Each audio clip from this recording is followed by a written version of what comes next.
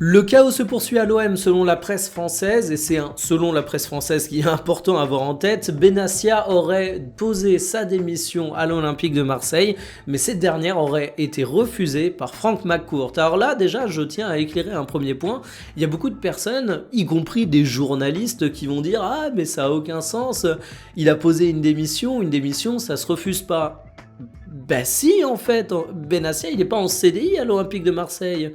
Il a un contrat à durée déterminée, et comme pour n'importe quel CDD, t'as pas le droit de démissionner comme ça, t'as pas le droit unilatéralement de casser un contrat.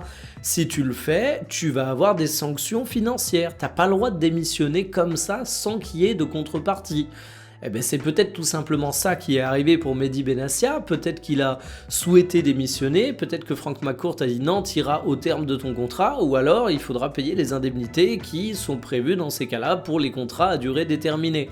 Une fois qu'on a éclairé ce premier point, j'ai quand même l'impression que la presse française en fait beaucoup, parce que finalement, quand tu creuses un petit peu dans les détails de ce qui aurait été dit, t'as plus l'impression que Benassia a pris sa part de responsabilité et s'est montré ouvert au fait qu'on se sépare de lui si jamais on estimait qu'il était une partie du problème.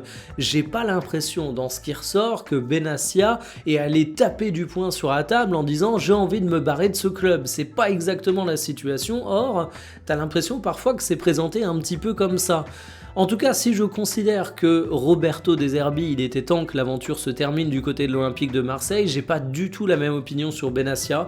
Pour moi, c'est un dirigeant qui reste pertinent pour l'Olympique de Marseille, et pour moi, t'as déjà une instabilité qui fait que finalement, il faut pas en ajouter et que lui, il doit rester. Donc on va voir comment se terminera cette affaire, mais moi, j'ai vraiment beaucoup de mal à croire à un Benassia qui part dès maintenant de l'OM, et j'ai également beaucoup de mal à croire à un Benassia qui forcerait son départ.